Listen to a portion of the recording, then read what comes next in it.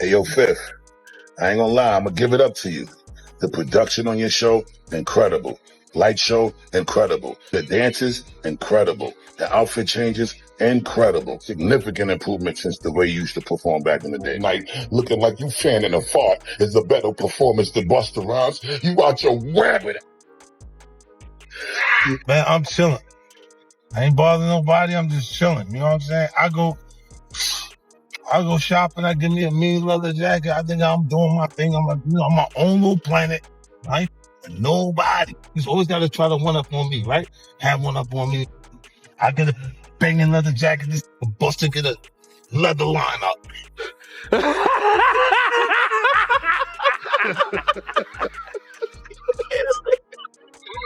50. You know good and well that I woke up to this shooting started this morning, and I was the one that was leaving everybody alone. So what you doing is giving false narratives, homie. You talking about you just went to buy a leather jacket. You ain't bothering nobody. You left it alone. And I went and bought a leather hairline. Well, let me tell you something, buddy. Want some real? The internet is on fire, and Busta Rhymes is running out of places to hide as leaked tapes allegedly tie him to the darker side of Diddy's world, shaking the image of a hip-hop legend once known for unstoppable energy. Fans are now questioning everything as old rumors and unsettling clips resurface, turning his larger-than-life persona into fuel for backlash. And just when the chaos seems peaking, Busta stuns everyone by pulling 50 Cent into the controversy, setting off an entirely new wave of speculation. Seen the rapper Busta Rhymes. I see him pull the little lawyer dude into the section, and they walled him off. So I'm thinking to myself, damn.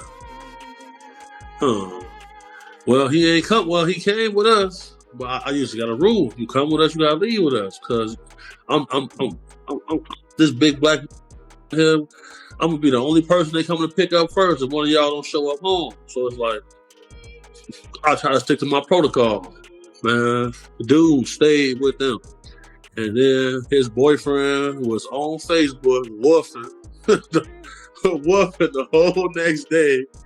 Oh, motherfuckers ain't loyal and all of this shit. Wait a minute, hold on. Any one of us can look at this on Facebook?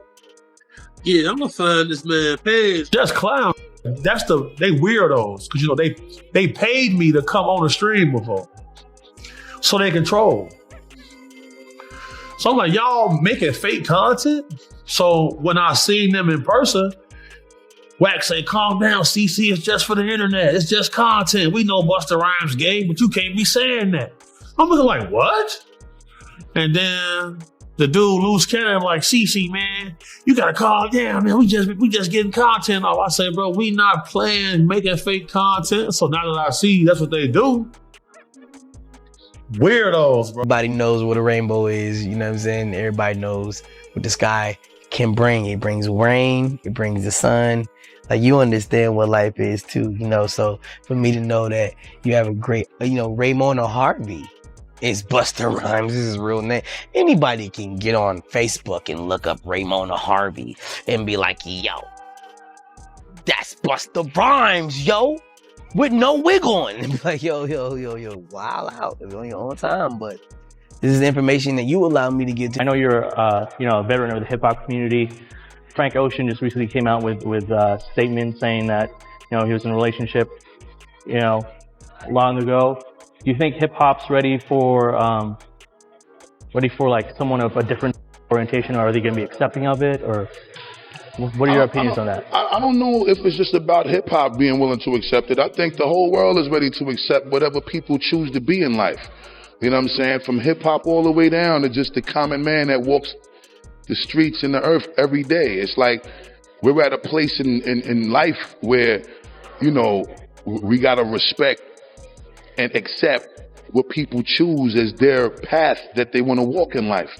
Because ultimately, you want people to choose you want people to respect what you choose as your path in your journey in life. And ultimately, you know, whatever that man does in his personal space is that man's choice and it's that man's business.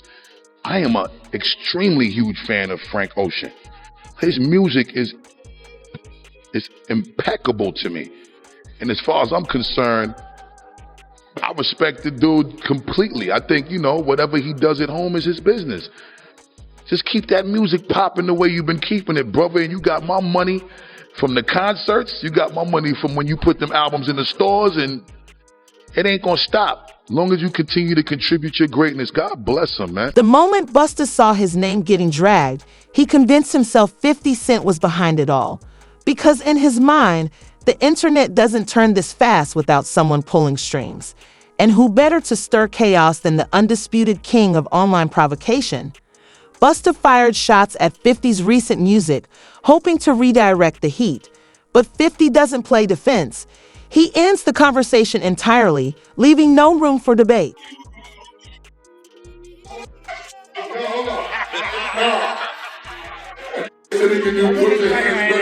Yeah.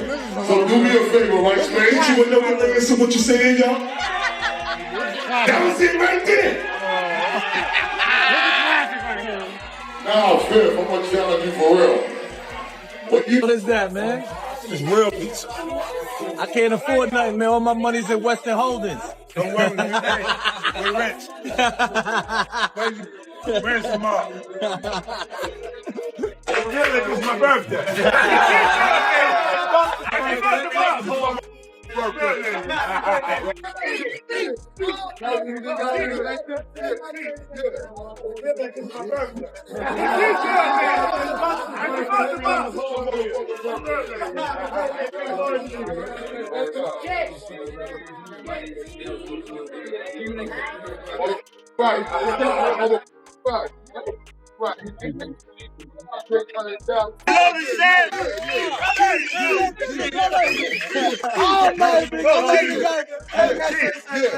I love you.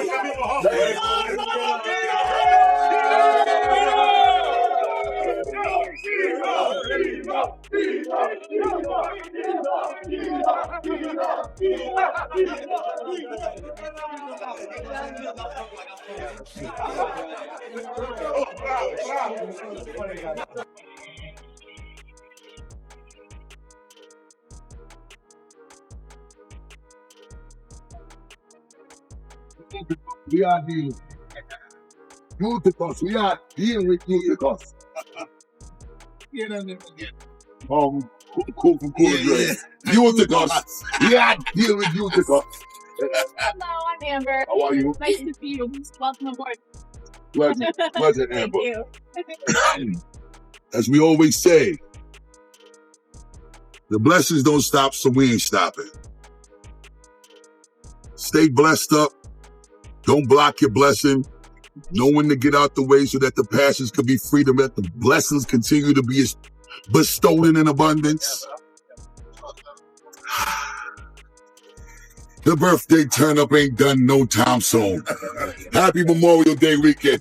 We are here with Uticus. In 1 week, worldwide, 840,000 tickets sold in 1 week. 840,000 tickets in 1 week. No, hold up. Hold up. Stop. Sold 675,000 tickets before the first show in 4 days. That's because I've been out of the country. He was hitting me 3 days in a row. Like, he hit me the first day. No, hold on. He hit me the first day. 50 Cent didn't waste a second firing back, hopping on Instagram Live with a grin and going straight for Busta's hairline, joking that it was disappearing faster than his career. The comment section instantly erupted with laughter, feeding the spectacle. But Busta wasn't about to stay quiet.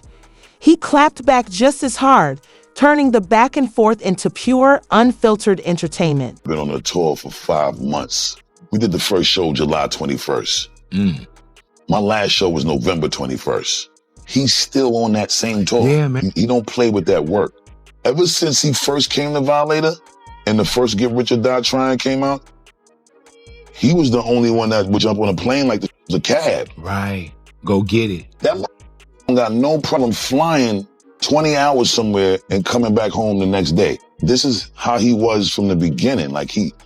So being on that tour and being able to do all of those antics every night, the way it was received was phenomenal. If Busta ever try to phone me, hit you with no delay, so what you saying, yo? Silly with that 9 milli, what the devil, yo? Yeah, I do hit better than him. He better not play with me. I will and perform Busta Rhymes show. Look, man, if they try to say that if you ever thought that the Busta Rhymes was better than me, you crazy. You crazy, man. I ain't gonna lie, I'm gonna give it up to you. The production on your show, incredible. Light show, incredible. The dances, incredible. The outfit changes, incredible. Significant improvement since the way you used to perform back in the day. Like, looking like you fanning a fart is a better performance than Busta Rhymes. You out your rabbit. Keep fanning the fart. Keep fanning the fart. Hey, yo, what you say, Split? F50, fanning the fart Ferrari. F50, break it down. Fan it down. Man, I'm chilling. I ain't bothering nobody. I'm just chilling. You know what I'm saying? I go shopping. I give me a mean leather jacket. I think I'm doing my thing. I'm like, I'm my own little planet. I ain't with nobody. Just always got to try to one up on me, right? Have one up on me. I get a banging leather jacket. This Busta get a leather line up.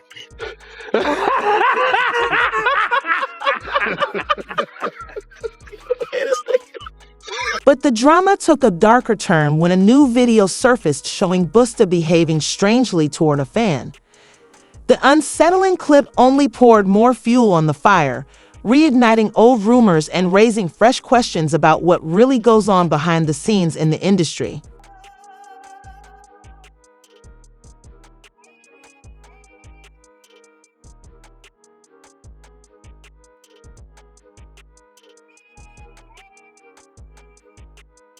Hold on. Now, when you put your hands better than me. Yeah. So do me a favor, right, Spade? Hit you with another layer, so what you saying, yo? That was it right there. Now, Viv, I'm gonna tell you for real. What you do at this time, you gotta get low with the bench, though. You know how I do it on stage. I want to do it how he do it. I see the way I do it. I want to see the breath control everything. I want to see you do it. No, that's when when I'm in the shower, I'm Busta Rhymes. That's not how I do it in the shower. Now, hit you with nothing to answer what you saying, yo. Silly with the ice cream, with the dilly, yo. Don't stop. Don't stop. And y'all gonna have to pay me big money for this shit. Yeah. That's it.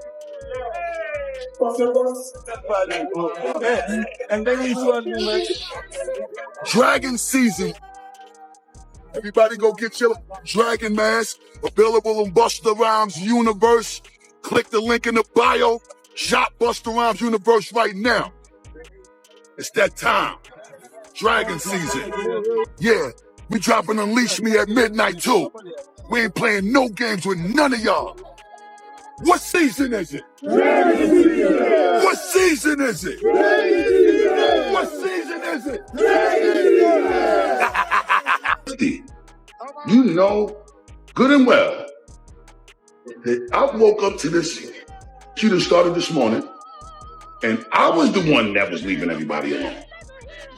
So what you doing is giving false narratives, homie.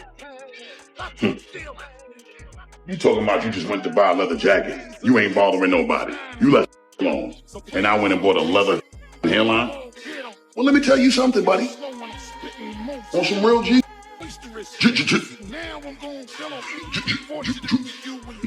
Let me tell you something. You talking about that pimp and curly that you was doing as a character? But no, you was doing pimp and curly in real life too. Trying to look like Rico Suave or one of them on a red carpet at one of them movies you was involved with. And I don't want you to use that as no excuse neither, talking about you was playing a character.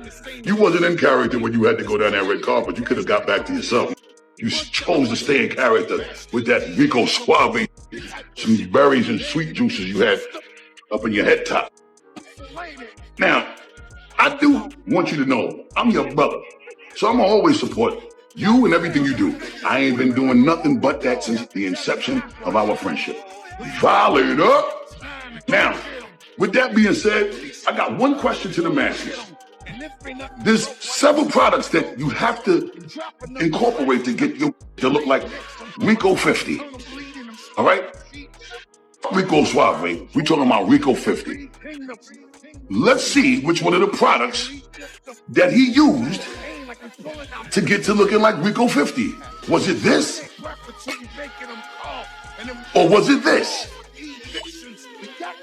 Or was it this? Matter of fact, I think the real question is, did he blend all three of these to look like this? Chill. I got a grand prize for anyone that jumps in the comments, any consumer around the world that used to also use these products to help identify, doing a forensic deep dive and a research and a data analytics on those products to help us understand, was it a combined effort of all three, or was it a combined effort of two, or was it just one of them to get you to look like Rico 50? Now, with that being said, if you guess right what the blend was chemically for that berry juice look for Rico 50, you might win a grand prize. Until then, just know, the blessings don't stop, so we're going to just keep this going as long as we need to. Because if the blessings don't stop, I don't stop, and we don't stop. Dragon season. As fans began connecting the dots, Busta's defenses started to crumble. And then came the biggest shock of all. He suddenly rushed to defend Diddy, calling on the public to respect his privacy, even as Diddy faces multiple federal investigations, and his once legendary after-parties have become non-stop scandal fuel.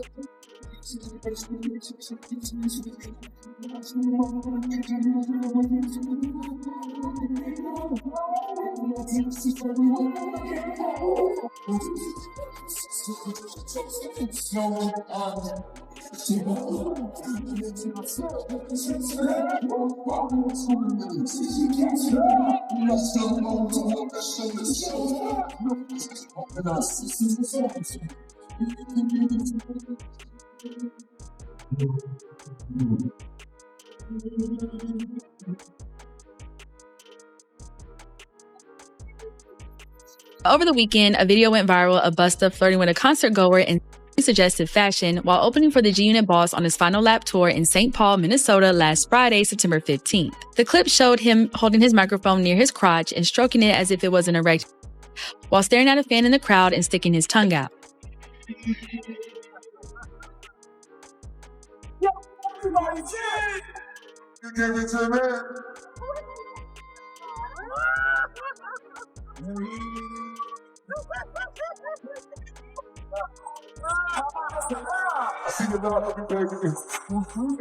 After the video caused a stir on social media, with some people horrified by Busta's shamelessly horny behavior, 50 Cent reshared it on his Instagram page on Monday, September 18th, along with a few words clowning his close friend. Busta stole this move from me. I used to do this to Magic Stick 10 years ago. Now it just feels dirty, inappropriate, unnecessary. This is giving your old uncle at the barbecue that won't go sit down vibes, right? Busta Rhymes saw the funny side of it as he responded with several laughing face emojis in the comment section. This isn't the first time that 50 Cent has ribbed Busta Rhymes on the road. While backstage during a tour stop in Charlotte, North Carolina in August, he couldn't help but poke fun at him in his oversized jewelry. Tell him the chain too big. Whoa! Tell him the chain too big. He ain't got no friends. They're not telling him. Jokes aside, at least one of 50 and Busta's rap peers wants to see the pair capitalize on their time together on tour and hit the studio. In a tweet last month, Waka Flocka Flame called for the rap legends to drop a full-length project together, saying the culture needs it. The culture need a joint album from Busta Rhymes and 50 Cent. Don't give us a tired excuse because y'all going on a worldwide tour. That's too much time, LOL. Waka's Wish might be a long shot, though, considering 50 and Busta have only appeared on a handful of songs together, including Eminem's 2003 Ja Rule diss Hail Mary and the Posse cut Victory 2004, alongside Diddy, Lloyd Banks, and the... As if fate itself was mocking the chaos, Diddy caught a rare break when a $30 million lawsuit against him was thrown out, easing the pressure, at least for now. But while Diddy manages to slip away once again, Busta keeps sinking deeper, with the spotlight closing in and no one left to pull him out. So much going on in the music industry and the headlines pertaining to Diddy. How closely are you paying attention to his case, the allegations, and the things that are coming forward with him? I don't pay attention to none of it. I just kind of like to pay attention to the truth. When that time manifests, then, we'll speak about this, hopefully when that time comes. As far as I'm concerned, I don't really like to speak on situations that I'm not well versed in, and that's not really my situation. You know what I'm saying? But I wish the best for everyone involved. God bless everyone involved. And, I think that we should all kind of be a little more mindful of how much we speak on other things when it's as sensitive as this.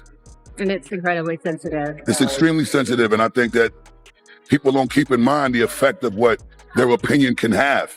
And I think it's really, really important that we reserve our opinions until we understand what the undisputed truth is, because an opinion can detrimentally affect someone short-term and long-term. And I just, from my own learning experiences and being through, none of us are exempt from going through challenges and obstacles and trials and tribulations, some are way more intense and extreme than others. But I think at the end of the day, as we go through these things, we learn from them, and we also got to learn how to help people get through them. And that's the angle in life that I like to approach things from, because I know if any one of us is going through challenges in general, we do want some sort of help and guidance and support to not make those mistakes again. Have you had the chance to speak to Diddy?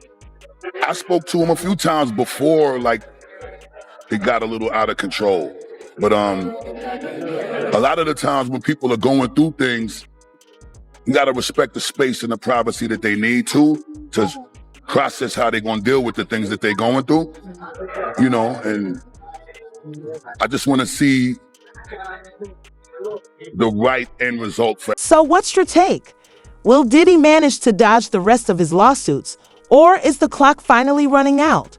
And was 50 Cent really the mastermind behind Busta's downfall, or is this all spiraling on its own? Drop your thoughts in the comments, and if you're rocking with this, smash that subscribe button so you never miss a drop. Until next time, fam, stay real. Combs is celebrating a legal win after a federal judge dropped multiple charges in a $30 million civil lawsuit against him. The New York judge dismissed the most serious allegations in the lawsuit from former music producer Rodney Lil Rod Jones and warned Jones's attorney to stop making, quote, irrelevant insults, misstatements, and exaggerations. Combs denies all the allegations against him. And this all comes as a new ABC News podcast is shedding light on the criminal charges and civil lawsuits against Diddy and his claims of innocence. Bad Rap, the case against Diddy, is brought to you by host ABC News legal contributor Brian Buckmeyer. And I spoke with Brian yesterday to tell us all about it. Take a look. Congratulations on the new podcast. I know our viewers are excited because you're a familiar face around here. So I want to start there because you are on here almost every week, if not more often, with me talking about big cases in the news. So what made you focus on this one? What is it about Diddy's case that made you want to dig deeper? So I think it's a combination of, and I think we can all kind of agree to some extent, everyone knows Puffy, Puff Daddy, Sean Combs, in some way, shape, or form through his music. He's had a huge influence in the way that we look at hip hop, the way we look at millionaires, billionaires, fashion, things like that. And then all of a sudden, we have this massive criminal case. And I think a lot of people are looking back and saying, "What? I heard a whisper, I heard a rumor.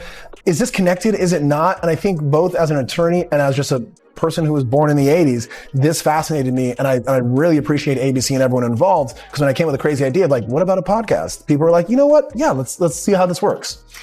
How significant is it that this federal judge just dropped multiple charges from Lil Rod's civil lawsuit? So I get that it's a big headline, and it is significant if you're looking at it just as this civil lawsuit. And I think the Rodney Jones lawsuit was massive in the sense that it led to the raids of Sean Combs' homes, because in that lawsuit he said, this is where the videos are, this is what he's doing with it, all these allegations, and likely led to this federal indictment. But the reason why these charges got dismissed is because of pleadings. The way that the attorney pled out the charges with RICO, for example, that highest charge, and couldn't connect an alleged criminal enterprise to the damages that Rodney Jones says that he faced. Now, does that mean that Sean Combs had a RICO enterprise? Maybe, maybe not. But it means in the civil lawsuit, it's not going to apply. So for his federal indictment, that criminal case, that's still going on, and that's probably a bigger issue for Sean Combs overall.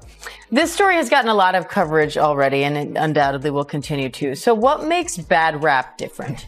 So I think the really beautiful thing that ABC Radio and 2020 is doing is we have so much video, audio over the years of Sean Combs. He's always been in the public eye, and the ability to go through archival information, to speak to experts who are at some of the white parties, who listen to some of his music, who was following it all along, and then kind of just putting myself in there. Also someone who actually knows the law, who has been in the Southern District of New York where he's being prosecuted, and you get to see it from all of those angles, and someone who's familiar with the music and the culture in many ways, and talking about it from all those angles and then leading up to the trial. I think a lot of times we talk about trials, we kind of just drop people in. It's like, all right, here's opening statements.